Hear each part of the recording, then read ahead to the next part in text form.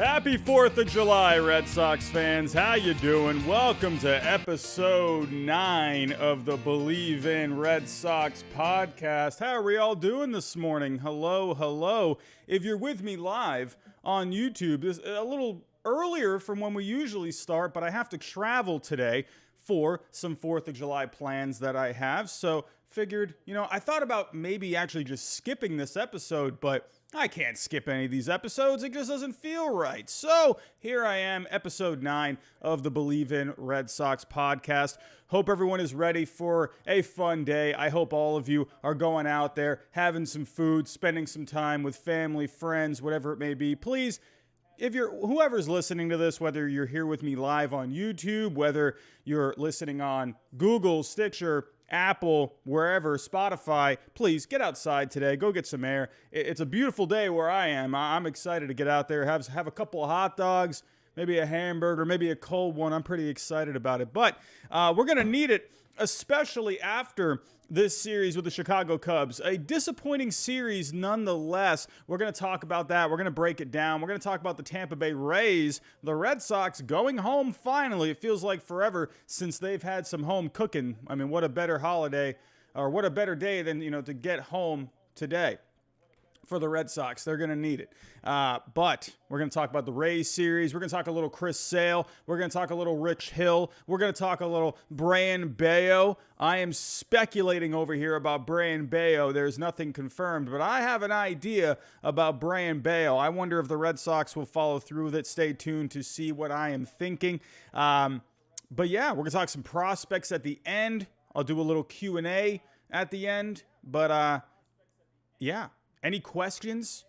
Definitely think about throwing them in the chat. Super chats are open here on YouTube if you are live with me. But before I do get to today's episode, let's go over today's sponsor, and that is BetOnline. Our partners at BetOnline continue to be the number one source for all of your betting needs and sports info. Find all of the latest odds, news, and sports developments. BetOnline is your continued source for all sports wagering needs, including live betting and the fan favorite Vegas casino and poker games. It's really easy to get started. Head to the website or use your mobile device to sign up and use our promo code BLEAV to receive your 50% welcome bonus on your first deposit. BetOnline, where the game starts. Also, everyone, we are partners here with SeatGeek. Use my code HYDE, HYDE, $20 off your first purchase. Also, we are partners with Prize Picks. If you're a little tired of FanDuel or DraftKings, go check out Prize Picks. They do over-unders. You're not going up against other people. You're going up against the system. So give it a try. If you deposit $10, they will give you $10. That's pretty neat. 100% deposit match. Use my code GINGER for that one. So, all right, everyone, let's get into it. Let's get into this disappointing Cubs series. A bummer of a series, to be completely honest. But really quick, let me just go over the updated standings. As of right now, the Red Sox are holding on to the first wild card, just ahead of Toronto and a game ahead of Tampa Bay. So the Red Sox have the number 1 wild card. The Blue Jays have the number 2. They've lost a few straight here, and Tampa Bay are holding on to the 3rd wild card. Cleveland is a game and a half out. The White Sox are 4 out. Seattle and Texas are 5 out. The Angels are 7 out. Baltimore is actually somehow still maybe in this thing, 7.5 out. I don't expect Baltimore to be really doing anything, but the Angels, to me, are a dangerous team, even though they're 7 games out. There's a lot of talent there. They could easily climb their way back into this thing. I think the White Sox are going to have a big second half. To me, there's just too much talent on that team to not be doing well. Expect the White Sox to get back into this thing. I think Cleveland's going to be hanging around in this picture for the entire season. I think Seattle, they're going to claw their way back into this thing. I think you're going to see a lot of teams here really in the mix for the wild card. But for the Red Sox, good for them. They are holding on to the first one. Let's get into this Cubs series, shall we? Game 1, Rich Hill, Adrian Sampson. This game felt over in the second inning. I'm watching this and I'm thinking, all right, cool. Coming into this series, I'm thinking this should be a sweep. the Cubs are not a good team this year, not a great team, playing a little better as of late, but this should have been a sweep, and that's why I'm extremely disappointed. Not only did you not sweep the series, you ended up losing the series. We'll get to the other games here in a second. But Rich Hill gets the start against Adrian Sampson. This game fell over after the second inning. The Red Sox had a 4-0 lead. Jarren Duran returned for this series after not being able to play in Toronto. He picked up where he left off, solo shot to lead off the game. And hey, JBJ coming through. JBJ had himself a few key hits in this series. Let's see if JBJ can maybe start getting hot. Ref Snyder's been playing really well. Kike Hernandez will be back eventually. It's really going to be a toss-up on who ends up staying. Will it be Ref Snyder or JBJ? But JBJ, helping out his cause, had a bases-clearing double to make it 4-0. After this, though, the Cubs started to chip away against Rich Hill, made it 4-2 eventually. But the story of this one, Rich Hill ended up spraining his knee and ended up having to leave the game into the fifth inning. He tried pitching through it. He said he felt a pop in his knee, and he said he has felt this before when he was with the Dodgers back in 2019. He ended up missing a month.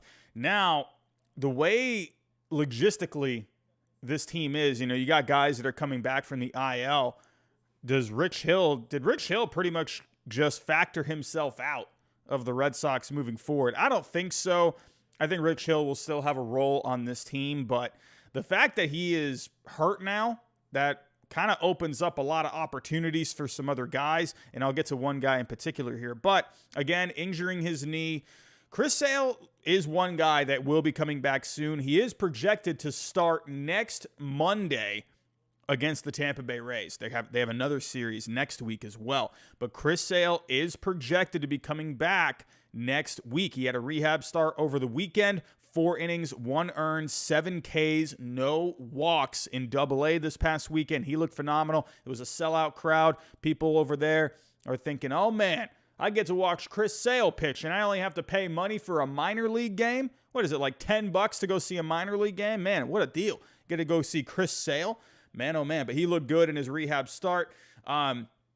It was 4-2, big 6th inning for the Cubs. Christopher Morel, he has been really good for the Cubs this year. He hit a 2-run shot to tie it off of, who do you know? What do you know?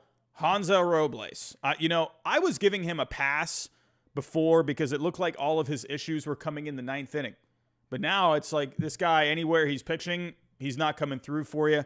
Hansel Robles, I think his time is almost up with the Red Sox. I think once they start getting some guys back, I think he will be gone. I just don't see how he has a role with this team. Anywhere he pitches, he's just not coming through.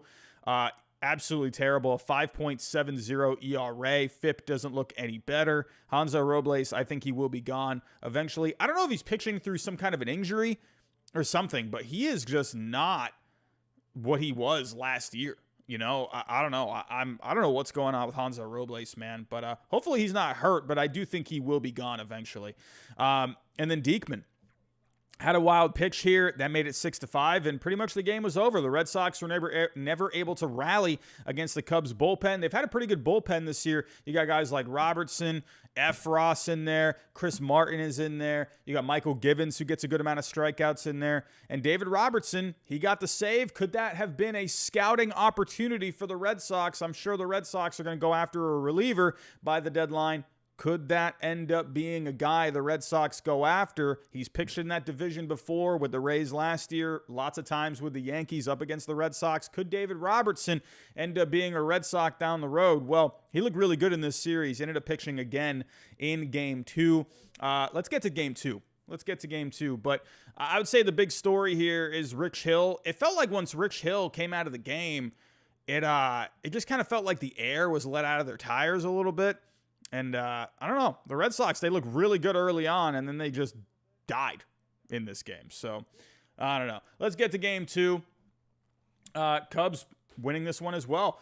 Josh Winkowski up against Alec Mills. And just like Rich Hill for the Red Sox leaving his start, Alec Mills, he left his start after 7 pitches in this. Ended up having lower back issues. But Winkowski, he got the start for the Red Sox here, and he looked really good, just no offense to back him up. He pitched 6 innings, only gave up a run, but this game was basically over. in hindsight, this game was basically over in the second inning. You're thinking, all right, this Red Sox offense, pretty good. And they just couldn't do anything in this game.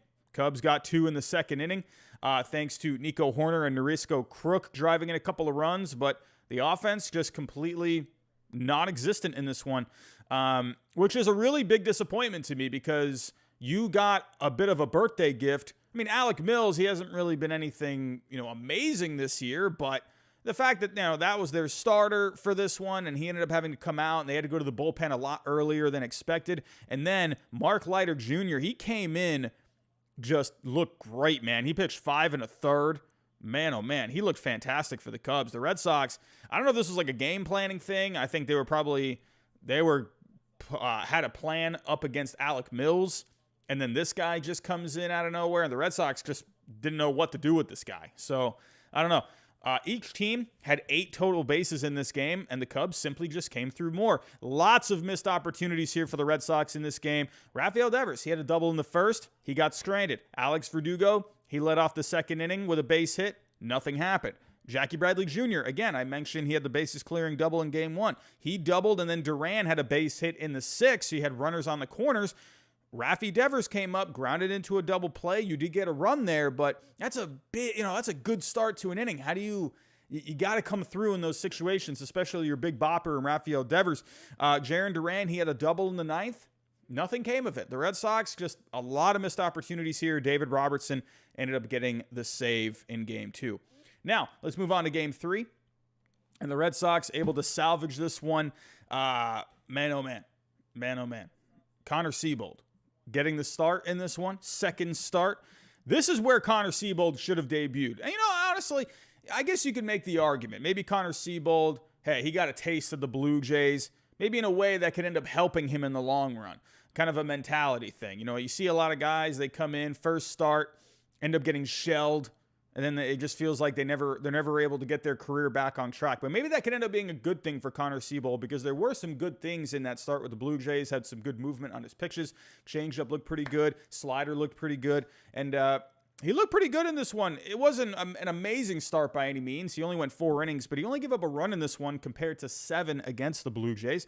To me, you can make the argument maybe this should have been his major league debut. But, hey, you know what? He went up against some adversity with the Blue Jays. Maybe in the long run, that'll maybe toughen him up a little bit. But the Cubs actually got this started with a base hit from Wilson Contreras. That got the scoring started. But Cordero had a base hit, and Duran had the bases loaded walk in the 4th. That made it 2-1 for the Red Sox. Patrick Wisdom in the 8th, though. This guy is second in strikeouts on the year. This guy's almost the strikeout king. I think he's 5 behind the leader. Can't remember who the leader is, but he came up in a big way. Big-time home run off of Matt Strom. That tied it at 2. And this game ended up going to extra innings. But one guy, man, that really came through here was Diekman. This guy, Jake Diekman, he makes me so nervous. I don't know what it is about every time he takes the mound. He kind of gives me those Craig Kimbrell kind of feels. Oh, I'd never want to think about Craig Kimbrell in the 2018 playoffs ever again. That guy gave me heart attacks left and right. But Jake Diekman, he kind of gives me those same kind of vibes because he tends to walk a lot of guys, and then he kind of gets bit by some, home run ball here and there. And he just, a lot of the time, he looks great sometimes. But then there's other times where it's like, man, Diekman, they just got his number today. But this was one appearance for him. He looked fantastic. A couple innings, and he struck out 4. He was huge for the Red Sox in this one. The Red Sox, their offense has been struggling, but they got a gift in the 11th inning, man. Had a couple runners on, and then Rowan Wick, who was on the mound for the Cubs, had a throwing error, and that ended up giving the Red Sox a couple of runs there in the 11th, and the Red Sox were able to salvage the series and, salvage the week. It was a tough week for the Red Sox overall. You lose 2 out of 3 to the Blue Jays. You lose 2 out of 3 in Wrigley. This was a series that you probably should have swept. I think for the Red Sox, they've just been doing a lot of traveling. Not trying to make excuses for this team, but, being a little realistic. You were in Cleveland, then you went to Toronto, then you came to Chicago. That's a lot of traveling. And, hey, man, and the Cubs, they're at home. Cubs knowing they're going up against a good team. And hey, they just brought it in this one. But the Red Sox, they are going back home today against the Rays for the 4th of July 3-game set. Actually, is this a 4-game or a 3-game? I think this is just 3. One second. I think this is just 3. And then I think next week might be 4. I could be wrong. Excuse my potato brain. Let's see. This is... Oh, it's a 4-game set. I'm sorry. Oh, wait, no, it's not. No, sorry. It's a 3-game set. Next week is a 4-game set on the road. Hey, that's in Tampa. I might have to go to Tampa next week. I'm about maybe an hour and a half away from Tampa. I might have to go check out a game next week. Man, oh man. But going into this series with the Rays have been playing some pretty good baseball lately. So the Red Sox, they're going to need to bring their A game. But some takeaways from the Cubs series. Again, they just look like a tired team this past week. You know, not even just against the Cubs, but against the Blue Jays too. Bullpens had to work really hard against both the Blue Jays and the Cubs. Offense, it looks like they're pressing. It just looks like they're trying to just find ways to score runs at this point. Again, they got a gift in Game 3 against the Cubs from the throwing error. But they're going to need to take advantage of opportunities like that.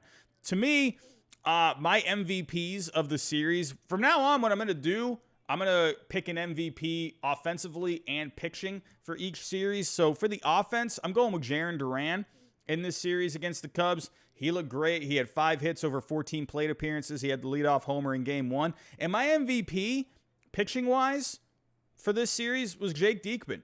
He had a huge outing. I know he gave up a wild pitch in Game 1, but Diekman came up huge in Game 3, man. That was big, especially a bullpen that just looks like they're getting worked a lot lately. You could maybe go with Josh Winkowski as well. He looked really good in Game 2. But for me, Diekman, he was clutch, man, in Game 3. So I'm going to go with Jarren Duran and Jake Diekman as the MVPs. Now, moving into the Rays series. As for the Rays, like we mentioned earlier, 3rd wild card as of right now, 1 game back of the Red Sox for the 1st wild card. They won 3 out of 4 against Toronto on the road this past weekend. So the Toronto Blue Jays, man, taking 2 out of 3 against the Red Sox. You could argue the Red Sox should have won 2 out of 3 in that series.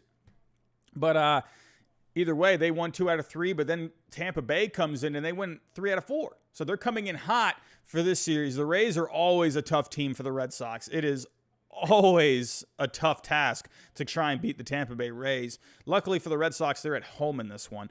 For the Rays, their offense, they only rank 17th on the year, but their offense has been hot lately. In the last couple of weeks, their offense ranks 6th overall in Major League Baseball. The starting pitching has been really good for the Rays all year, but the Red Sox, luckily in this one, they're going to avoid Shane McClanahan. He has just been nuts this year, and Shane Baz ended up pitching yesterday, so they're going to avoid those 2 guys. They will have to go up against Kluber in this one. Actually, will they go up against Kluber in this one?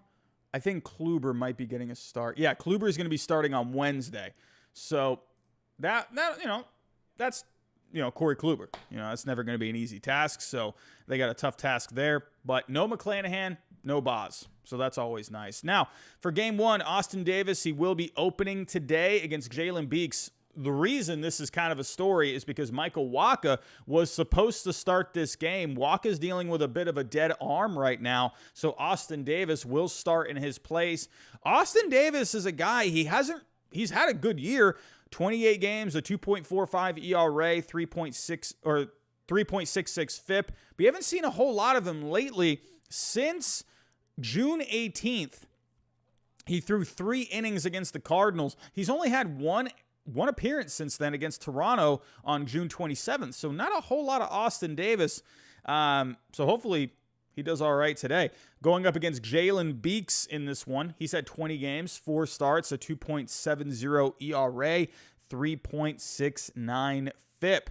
Now, you got some injuries here. You got some injuries with Wacha, Hill, so that's 2 guys down.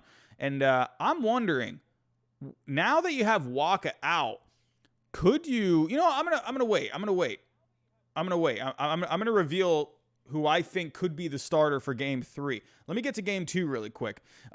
Game 2, Nick Pivetta will be on the mound against Jeffrey Springs. Old friend Jeffrey Springs. Jeffrey Springs was so bad for the Red Sox in 2020. How the heck is he doing so good with the Rays? Jeffrey Springs, 18 games this year, 10 starts, a 2.25 ERA, 3.33 FIP. A very good year for Jeffrey Springs. But Nick Pivetta, he has been fantastic this year. He has been their ace this year. I expect Pivetta to come up big in this one. Now, for Game 3. This is where I think Brayan Bello could get a start. Brayan Bello, the top pitching prospect for the Red Sox, he actually lines up for this game. He lines up for it. His last start in AAA came on July 1st, just a few days ago. So he does line up for this start. I would not be surprised if they gave Bello a start. I don't think they're gonna call him up like for the long haul. I think they want to give this guy a lot of time in the minor leagues. But this is kind of one of those opportunities where it's not really messing with, his schedule. They're not really going out of their way. It just it lines up. And I think Brayan Bello should absolutely be considered for the start here. Alex Cora, he did not dismiss the idea. He said they're kind of talking about all possibilities right now. So be on the lookout. I'm expecting Bello to get a start here in Game 3. And they got a tough series with the Yankees coming up later this week. So Brayan Bello, man, he's been really good. He's been fantastic. Let's actually go take a look at his numbers. He did really well the other night in AAA on Friday. He went 5 1/3 and he struck out 8. But overall this year in the minors, he has started 15 games. Or he's been in 15 games, and he's got 14 starts, 85 innings overall. He has struck out 114 batters in those 85 innings. He's got a 2.33 ERA. This guy is unbelievable. Let's actually pull up his FIP really quick. Fangraphs, very nice. They give you the FIP. He's got a 2.68 FIP right now. Or, yeah, in AAA, he has a 2.68 FIP. So, he's been doing really well, man. I expect Bello to get the start in Game 3 in this one. If not Game 3 in this one, again, you got a few injuries right now with the rotation. For the Yankee series, right now it's looking like Winkowski on Thursday, Seabold on Friday. And then, are they just going to skip Waka? If Waka's arm ends up, being an issue, you're going to need a starter in that game, and then Nick Pivetta will get the Sunday night start. I think more than likely you're going to see Bello get the Wednesday start against the Rays. He could get a start against the Yankees. So, I don't know. Do you want to throw Brayan Bello up against the Yankees? Best team in the major leagues? I don't know about that. But it's going to be interesting. I think he could absolutely get an opportunity. But speaking of opportunities, this series, this is an opportunity for JD Martinez to get himself back on track. He's one of my key players for this series. He's only got one hit in his last 22 plate appearances. JD Martinez has been ice cold. I think he's key. The Red Sox offense has been slumping as a whole. When JD Martinez is hitting, it feels like just the whole offense is producing. I need JD Martinez. We need JD Martinez to start stepping it up a little bit. Bullpen, they're going to have a tough task in this series. Again, no Waka today, so you're going to have to go with the opener in Austin Davis. They're going to have a game today out of that bullpen. So, and then whoever gets to start in Game 3, that's a key guy for me because the bullpen, they're going to have to work hard in Game 1. Now, Pivetta gets to start in Game 2. I expect the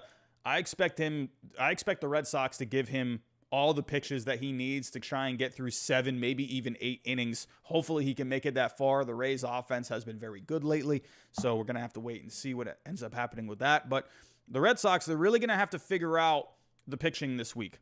So, because the Rays, again, they've been hitting the ball really well. So, that is my preview for the Rays. Let's just go over a couple of minor leaguers.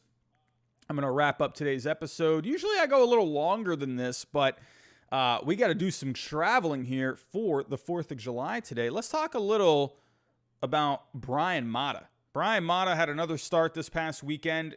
He's had back-to-back good outings now in Double-A. 4 innings, 2 hits, 1 unearned run, 5 strikeouts against the New Hampshire Fisher Cats in Double-A. So Brayan Mata's starting to look pretty good. So I'm excited about Mata. This could be I don't know if we're going to see him this year. Could you maybe see Mata at some point this year? I'm guessing they have him on a pretty tight innings limit. So I would expect maybe Mata could be a guy you see next year. But former top pitching prospect, it's good to see that he is doing well. Let's talk a little Jeter Downs. Jeter Downs, we just saw him come up for the Red Sox not too long ago. He got sent back down, but Jeter Downs actually had himself a pretty nice weekend. His overall stat line has not looked good at all this year in the minors. He's only hitting 200 on the year. However, he does have a .330 on base percentage, so that is pretty nice to see. And if we look at his slugging, it's a .427. It's not terrible, but it could be a lot better.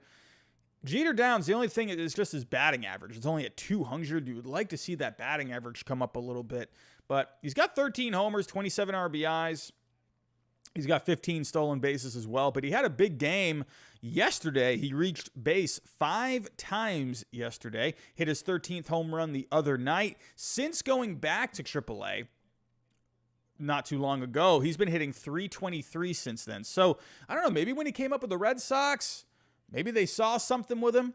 Maybe they said, hey, let's try and work on this with your swing a little bit. And I don't know, maybe it gave him some confidence. He has been hitting better since going back down. Marcelo Meyer, man. Marcelo Meyer. This guy's been excuse me, my goodness, I cannot speak. Marcelo Meyer, man, he has been just really good this year. He is showing that he is the future. Overall on the year, hitting .291, a .371 on base, .896 OPS, 7 homers, 29 RBIs, 10 stolen bases. In the first couple of games this month for Meyer, 6 hits in 10 at-bats. This guy's been hot. He's playing extremely well right now in Salem. And could we end up seeing him get the call to Greenville eventually? So, but everyone, that is all I have for today's episode. Wanted to make it a little quicker than usual. I will say this, everyone, Thursday morning,